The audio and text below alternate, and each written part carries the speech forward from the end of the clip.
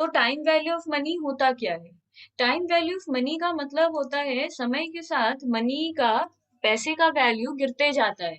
इसलिए हम लोग मनी को, कैश को बैंक में रखते हैं। बैंक में रखने से क्या होता है, हम लोगों का पैसा बढ़ता नहीं है, इन्फ्लेशन के इक्वल हो जाता है। जैसे कि अगर हम लोग 100 रुपीज ले और 100 रुपीज को खर्च नहीं करके, बैंक में सेव नहीं करके अगर अपने अलमारी में रख दे, तो वो 2 साल के बाद 100 रुपीज का नोट तो दिखेगा, पर उसका परचेजिंग पावर रिड्यूस हो जाएगा। परचेजिंग पावर रिड्यूस हो जाएगा मतलब, सोचो, 100 रुपए में आज हम लोग एक बर्गर खरीद सकते हैं, पर हम लोग आज उस बर्गर को नहीं खरीद कर उस 100 रुपीज को अपने पास रख लिए कि ठीक है 2 साल बाद इससे बर्गर खरीदेंगे। बट 2 साल के बाद इन्फ्लेशन के हिसाब से मार्केट में उस बर्गर का सेलिंग प्राइस बढ़ जाएगा, मार्केट में उसका प्राइस इंक्रीज हो जाएगा, से उस बर्गर का प्राइस 110 रुपया हो जाएगा आफ्टर 2 इयर्स। पर मेरे पास वो 100 रुपीज ही रह जाएगा। तो आज हम उस 100 रुपीज से एक बर्गर खरीद सकते थे, पर 2 साल बाद हम उस 100 रुपीज से वो बर्गर नहीं खरीद सकते। तो ये सिंपली प्रूफ करता है कि मेरा परचेजिंग पावर गिर गया, बिकॉज इन्फ्लेशन टेक्स प्लेस। तो इसलिए हम लोग पैसे को बैंक में रखते हैं। बैंक में रखने से क्या होता है, अगर बर्गर का प्राइस 110 हो गया 2 साल बाद, तो बैंक में भी मेरा 100 रुपीज इंटरेस्ट मिलकर 110 हो जाएगा। फिर 2 साल बाद भी हम उसी बर्गर को खरीद पाएंगे। तो मेरा बैंक में पैसा रखने से इंक्रीज नहीं होता है, मेरा परचेजिंग पावर गिरता नहीं है। हम इन्फ्लेशन रेट के हिसाब से compete कर पाते हैं। तो यहाँ पे हम लोग पढ़ते हैं टाइम वैल्यू ऑफ मनी, और पैसे को बैंक में रखने का क्या अमाउंट मिलता है, मतलब इतना रुपया अगर आज रखते हैं तो 2 साल बाद या 10 साल बाद हम लोग को कितना मिलेगा, ये सब हम लोग इस चैप्टर में पढ़ते हैं। देखो, कंपाउंडिंग टेक्निक और डिस्काउंटिंग टेक्निक का क्या मतलब है। डिस्काउंटिंग टेक्निक जो अभी हम समझा रहे हैं, सोचो कि 100 रुपीज जो हम लोग अपने पास रखे हुए थे, उसका वैल्यू समय के साथ गिर रहा है। जैसे कि अगर सिंपल एक लाइव एग्जांपल ले, तो हम लोग का क्या होता है, हम लोग के पापा लोग पूरे 1000 रुपए में से घर चला लेते होंगे अगर हम लोग के एज में, जब वो लोग 20s में होंगे या वो लोग 30s में होंगे, तो कहते हैं 1000 रुपीज में पूरा राशन आ जाता था। पर अभी 1000 रुपीज में कुछ नहीं आ पाएगा। तो कहने का मतलब है, उस टाइम का 1000 रुपीज अगर अभी देखे तो 100 रुपीज या 10 रुपया के बराबर है। तो ये जो हम लोग लैंग्वेज यूज करते हैं ना, जैसे कि आज अगर कोई सामान हम लोगों के पास, आज अगर एक 100 का नोट है, तो सोचो मनी का वैल्यू 10% से गिरता है। ये कैसे निकाला जाता है कि 10% से गिर रहा है मनी का वैल्यू, ये इन्फ्लेशन को क्राइटेरिया में रखकर निकाला जाता है। इसका इकोनॉमिक्स में तरीका है, यहाँ हम लोग वो नहीं सीखते हैं। तो सोचो सिर्फ हम दे दिए हैं DF, DF means discounting factor. Discounting factor का मतलब होता है मनी किस रेट से गिर रहा है। तो सोचो हम डीएफ बता रहे हैं 10%, मतलब मनी का वैल्यू 10% से गिर जाता है। तो आज जो रुपया मेरे पास, 1 रुपया मेरे पास है, उसका वैल्यू नेक्स्ट ईयर एक 10% से गिर जाएगा। मतलब आज हमारे हाथ में अगर 1 रुपया है तो हम उसे 1 रुपया का सामान खरीद पा रहे हैं, नेक्स्ट ईयर उसका वैल्यू 90 पैसे हो जाएगा, 90 पैसा। 1 रुपया का वैल्यू 10% से गिर जाएगा। फिर भी वो 90 पैसा हम लोग रखे रहेंगे, मतलब कॉइन हाथ में हमारा 1 रुपया ही है, बट उसका वैल्यू 90 पैसा का है। फिर अगर वो 1 साल और रख लेंगे, तो 90 का भी 10% गिर जाएगा, तो वो 81 पैसा के बराबर हो जाएगा। इस तरह एवरी ईयर उसका 10% से वैल्यू गिरता जाएगा। इसको बोलते हैं डिस्काउंटिंग टेक्निक। मतलब आज का हम लोग उसका वैल्यू निकाल रहे हैं।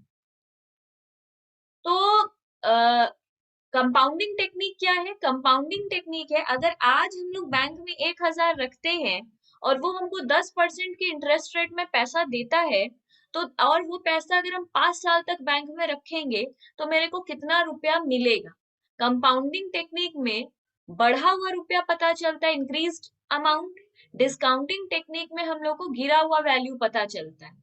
कंपाउंडिंग टेक्निक में पता चलता है इंटरेस्ट रेट के बारे में, मतलब आज अगर इतना रुपया हम लोग बैंक में रखते हैं और हम लोग को 10% का इंटरेस्ट रेट मिलता है, तो 5 साल के बाद इस रुपए का कितना हो जाएगा। तो सोचो, 1000 रुपया रखे थे, वो कम से कम 2000 रुपया हो जाएगा या 1500 रुपया हो जाएगा। तो वो है कंपाउंडिंग टेक्निक। बोल रहे हैं आज अगर इस पैसे को हम लोग बैंक में रख दें तो इसका वैल्यू 1500 हो जाएगा। ये कंपाउंडिंग टेक्निक है। और अगर हम तुम लोग को बोले इस 1000 रुपए को अगर हम आज अपने पास रखे हुए हैं तो इसका वैल्यू 5 साल बाद कितना दिखेगा, हम लोग को 800 दिखेगा, क्योंकि हम लोग उस पर इंटरेस्ट रेट नहीं कमा रहे हैं, उसका वैल्यू गिरा रहे हैं। इसमें हम लोग को बोल रहा है एक इंडिविजुअल है, मतलब अगर हम लोग हैं, हम लोग 4000 रुपया बैंक में रखते हैं और हम लोग को 10% कंपाउंडेड एनुअली, कंपाउंड इंटरेस्ट और सिंपल इंटरेस्ट के बारे में हम लोग बहुत पहले पढ़ते हैं, पर हम अगेन बता दे रहे हैं। सिंपल इंटरेस्ट का मतलब क्या होता है?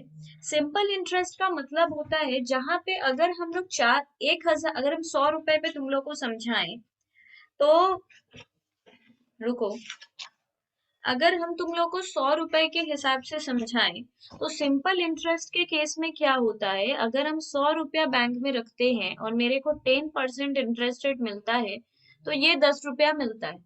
अगर हम ये रुपए को 5 साल तक रखते हैं तो एवरी ईयर मेरे को 10 रुपया ही इंटरेस्ट मिलेगा, और at the end of the year ये 100 प्रिंसिपल तो मिलेगा ही, इतना सारा इंटरेस्ट मिलेगा, मतलब मेरे को 150 रुपया मिल जाएगा। ये है सिंपल इंटरेस्ट। पर कंपाउंड इंटरेस्ट क्या होता है? कंपाउंड इंटरेस्ट होता है, ये मेरे को 10 रुपया मिला, इसमें 100 रुपीज प्लस होके ये बैंक में कितना दिखाई देगा, 110। अब जो मेरे को दूसरी बार 10%, ये पहली बार 10% इंटरेस्ट मिला, जो मेरे को दूसरी बार इंटरेस्ट रेट मिलेगा वो इसके ऊपर मिलेगा, दैट इज 11 रुपया।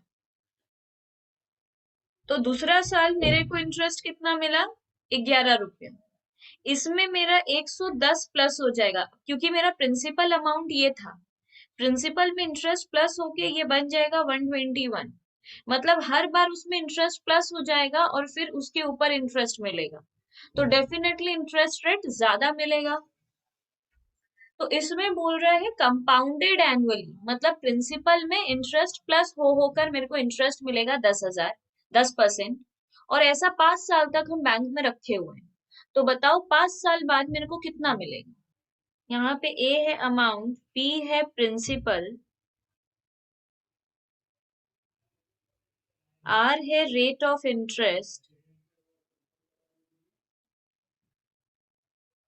एन है नंबर ऑफ इयर्स। अमाउंट मतलब मेरे को जो 5 साल बाद मिलेगा। तो प्रिंसिपल हम कितना रख रहे हैं, 4000। 1 + r कितना है, 10%, पर इसको 10/100 कर कर हम लोग लिखेंगे, that is 0.10 to the power 5। तो 1.1 को 5 टाइम्स हम लोग मल्टीप्लाई करेंगे, उसको 4000 से इंटू कर देंगे, तो हम लोग को ऑटोमेटिकली आ जाएगा 6442 रुपीज। अब इसमें बोल रहा है कि अगर हम लोग 1 लाख रुपया बैंक में रखेंगे और 6% का इंटरेस्ट रेट मिलेगा, 20 साल तक रखेंगे, पर इंटरेस्ट हम लोग को साल में 2 बार मिलेगा, एक बार 6 महीने बाद और एक बार 6 महीने बाद, क्योंकि सेमी एनुअली हम लोग को इंटरेस्ट मिलेगा। तो 20 साल के बाद कितना मिलेगा?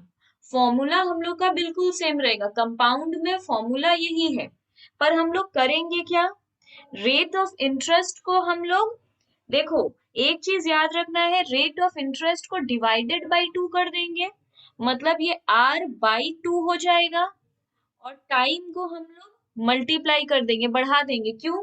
क्योंकि हम लोगों को अब 40 बार इंटरेस्ट मिलेगा, 20 साल में हम लोग को 40 बार इंटरेस्ट मिलेगा, तो यहाँ पे हम लोग इसको इंटू कर देंगे, तो रेट को हम लोग आधा कर देंगे डिवाइडेड बाई 2, और n को हम लोग इंक्रीज कर देंगे। इसको नॉर्मली सॉल्व कर लेंगे, रेट है 6%, इसका आधा हो जाएगा 0.03 और ऊपर 40। इसको सॉल्व करेंगे तो 32620 हम होल करके लिख दिए हैं एमसीक्यू में। जो अब यही अगर हम लोगों का क्वार्टरली आ जाए, सोचो यहाँ पे से कंपाउंडेड क्वार्टरली लिख दे, तो क्वार्टरली के लिए हम कर नहीं रहे, यहाँ पे डिवाइडेड बाई 4 करेंगे, इंटू 4 करेंगे, और अगर मंथली दे दे तो डिवाइडेड बाई 12 करेंगे, इंटू 12 करेंगे, बट अगेन ये फिगर बहुत लंबा हो जाएगा जिसका हम शॉर्टकट नेक्स्ट क्लास में सिखा देंगे। तो ये जस्ट लिख के रख लो यहाँ पे नीचे, क्वार्टरली आएगा तो r डिवाइडेड बाई 4 हो जाएगा और n इंटू 4 हो जाएगा। अगर ये मंथली आएगा, अगर ये हम लोग का मंथली आ जाए तो r डिवाइडेड बाई 12 हो जाएगा, n इंटू 12 हो जाएगा। ठीक है, देखो इस सम में हम लोग को बोल रहा है investor make successive investment for 5 years। ये हर साल कुछ ना कुछ इन्वेस्ट करता है, जैसे अभी तक जितना सम किए हैं उसमें एक ही बार इन्वेस्ट कर रहा था 5 साल के लिए। इसमें हर साल डिफरेंट अमाउंट इन्वेस्ट कर रहा है 5 साल तक, और इसको 4% इंटरेस्ट मिलेगा। तो बताओ 5 साल बाद इसको कितना मिलेगा। तो इसमें हम लोग कैसे करेंगे, एक ईयर का कॉलम 1 2 3 4 5, जब भी डिफरेंट रहेगा इस तरह लिख कर करना पड़ेगा। फिर अमाउंट इन्वेस्टेड 500, 1000, 1500, 2000, 2500। ठीक है, ये कंपाउंड कितनी बार होगा, मतलब इंटरेस्ट किस पे कितनी बार मिलेगा। तो इसमें नंबर ऑफ इयर्स 500 पे मेरे को 4 बार इंटरेस्ट मिलेगा,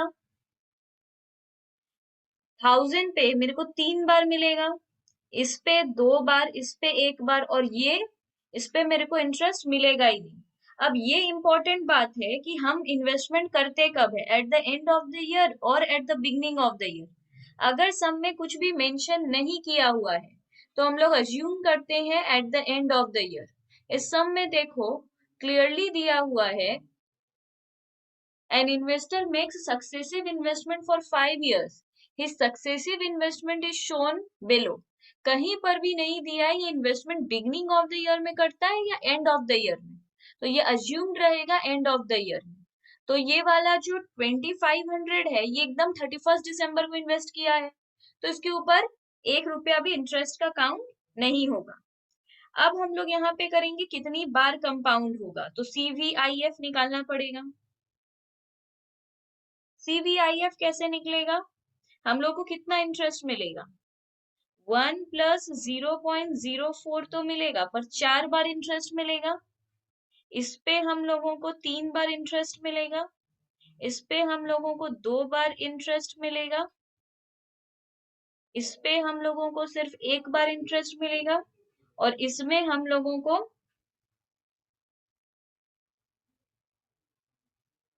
ठीक है। तो इसको सॉल्व करके कितना आएगा अपना अपना करो।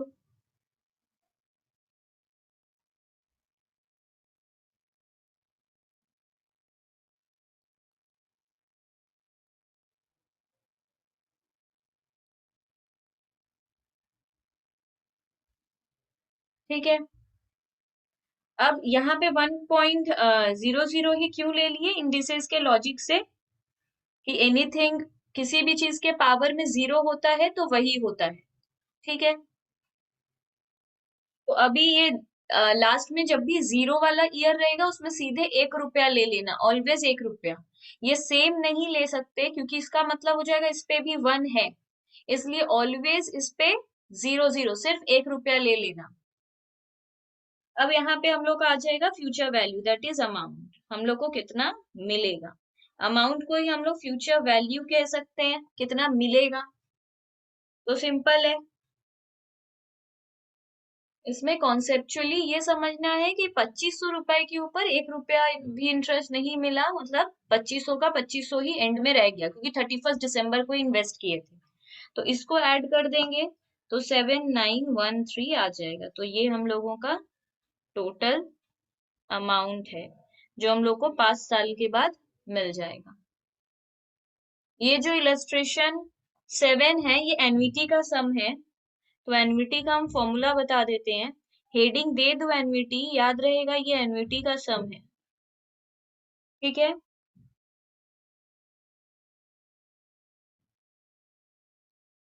फ्यूचर वैल्यू लिखते हैं हम लोग एनवीटी में, अमाउंट नहीं लिख सकते।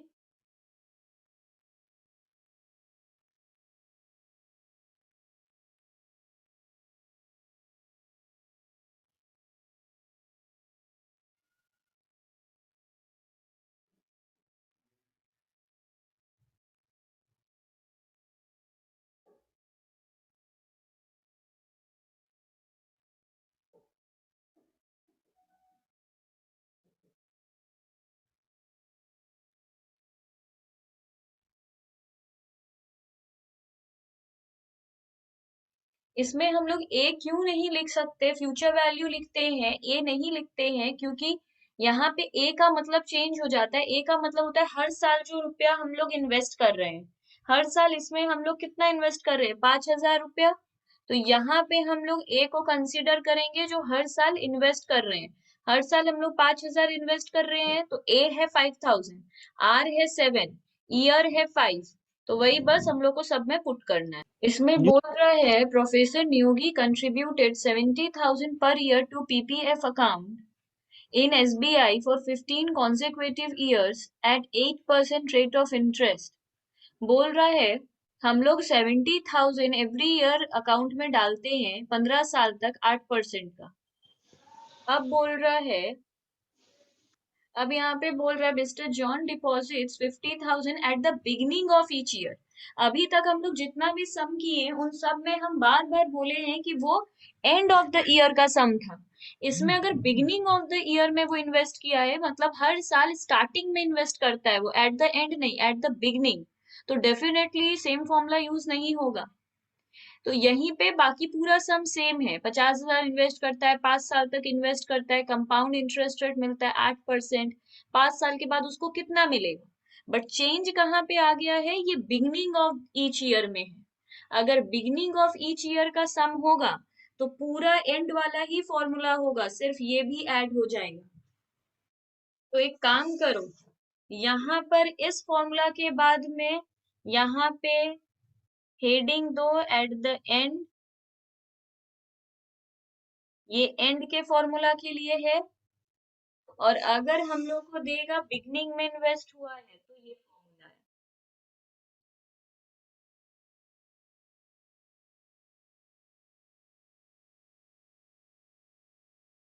तो बिगनिंग में इन्वेस्ट करेंगे तो ये फॉर्मूला है। अब सब कुछ सेम है, सिर्फ इसमें पुट करो और निकाल लो। इसमें हम लोग को बोल रहा है Jupiter limited has to redeem debenture of ₹10 lakh at the end of 5 years from now. इसमें बोल रहा है उसको 10 लाख रुपया पे करना है आज से 5 साल के बाद। तो ये 10 लाख हम लोग का फ्यूचर वैल्यू है, और 5 years तो एन है। How much company should accumulate every year, हम लोग को अभी कितना हर साल रखना चाहिए कि 5 साल के बाद हम लोग के पास 10 लाख रुपया जमा हो जाए और हम लोग वो 10 लाख पे कर पाए। तो इसको फॉर्मूला हम लोगों का बिल्कुल सेम रहेगा, सिर्फ एफ बी के जगह हम लोग वैल्यू बैठाएंगे और ए हम लोग निकालेंगे। तो इसमें हम लोग क्या करेंगे, formula is same, that is illustration 10, F V equal to A 1 + r, और ये एंड का सम है इसलिए सिर्फ यहीं तक सम रहेगा, ये वाला चीज नहीं आएगा, क्योंकि बोल रहा है क्लियरली हर साल एंड में हम लोग कितना रखेंगे कि हम लोग के पास 10 लाख रुपया जमा हो जाए। क्लियरली ये लाइन लिख रहा है एवरी ईयर कितना। अच्छा, एंड वर्ड मेंशन नहीं कर रहा है, एंड कभी नहीं बोलता। अगर बिगिनिंग नहीं बोला है तो फिर वो एंड ही होगा, तो इसलिए एंड वाला फॉर्मूला अप्लाई करेंगे। या एफ बी के जगह ले लेंगे हम लोग 10 लाख, पर ए हम लोगों को नहीं पता। 1 + 0.10 -1/0.10। देखो इलस्ट्रेशन 12 में बोल रहा है the discount rate is 12%, calculate the present value of 5,000 to be received by an individual at the end of every year.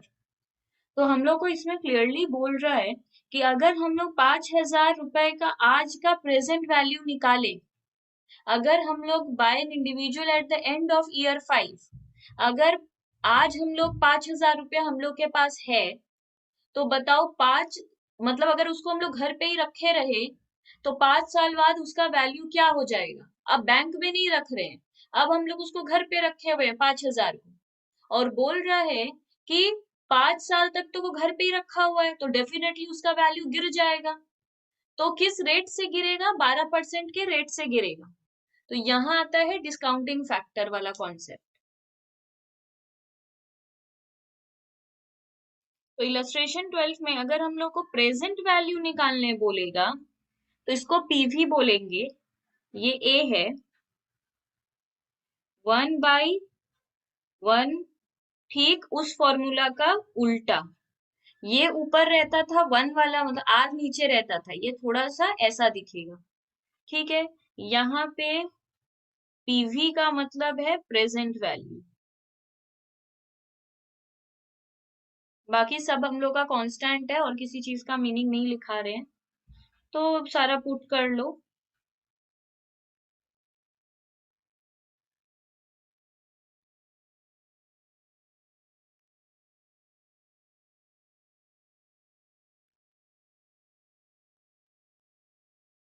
Illustration 14 में बोल रहा है the life span of an investment project is 6 years।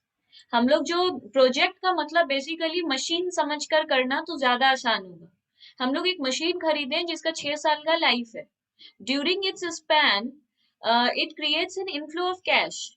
ये हम लोगों को earn करके दिया है, मतलब मशीन से हम लोग प्रोडक्शन किए हैं और फिर बेचे हैं। तो पहला साल 550 मिला, इसमें देखो इनफ्लो चेंज हो रहा है, हम लोग के हाथ में जो रुपया है वो चेंज हो रहा है। और सोचो इन रुपए को हम लोग कहीं इन्वेस्ट नहीं कर रहे, घर पे रखे हुए हैं। तो calculate the present value of this series of cash inflow considering, यहाँ पे 6% का डिस्काउंट रेट है। तो इस तरीके के सम्स को कैसे करेंगे इलस्ट्रेशन 14। ईयर, जब भी अलग अलग अमाउंट देगा इस तरीके का फॉर्मेट मेंटेन करेंगे, क्योंकि कोई फॉर्मूला में नहीं हो पाएगा, एक ए नहीं है ना। फिर है कैश इनफ्लो,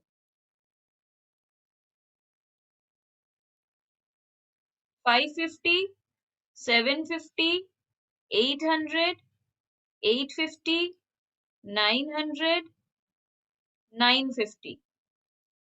फिर यहाँ लिखेंगे डीएफ, मतलब डिस्काउंटिंग फैक्टर, ये कितना है 6%। अभी ये कैसे निकालेंगे, ये तो हम लोग सीवीआईएफ कैसे निकाले थे, कंपाउंडिंग फैक्टर 1 + r⁴ कर रहे थे बार बार, और n बार बार चेंज हो रहा था। इसमें कैसे करेंगे देखो, ये कैलकुलेटर है, यहाँ पे हम लोग लिखेंगे अगर 6% दिया है तो 1 लिखना ही होगा, 06। अगर 6% दिया है तो 1.06 लिखेंगे। ये क्या हुआ बेसिकली 1 + r, तो 1 + r करेंगे तो 1.06। इसमें हम लोग डिवाइड देन इक्वल टू, तो हम लोग का ये आ जाएगा। फिर बार बार इक्वल टू प्रेस करेंगे, तो ये जो पहली बार की है ना, ये पहले का आया है। मतलब सिंपली फिर से अगर करें तो 1.06 डिवाइड इक्वल टू, ये सारे कैलकुलेटर में वर्क नहीं करता है। तो पहले के लिए आया 0.9434, 4 डिजिट लेंगे। इसके बाद दूसरे ईयर का चाहिए तो सिंपली सिर्फ इक्वल टू प्रेस करेंगे और कुछ नहीं, इक्वल टू। तो ये चेंज हो जाएगा, आएगा 0.8899, मतलब 8 9, तो 0.8900। उसके फिर इक्वल टू, तो आएगा 0.8396, फिर इक्वल टू 0.7921, फिर इक्वल टू 0.7473, इक्वल टू 0.7050। ठीक है, अब इसके बाद हम लोग क्या करेंगे, निकालेंगे प्रेजेंट वैल्यू। प्रेजेंट वैल्यू कैसे आएगा, इन दोनों को मल्टीप्लाई करते जाएंगे, तो 550 इंटू 518, उसके बाद 750 इंटू 667, 668, फिर 800 इंटू 0.8396, 672, 850 into 0.7921, 673, 900 into 0.7473, 673, फिर 950 into 0.7050, तो 670। इन सब को प्लस कर दो, टोटल आ जाएगा।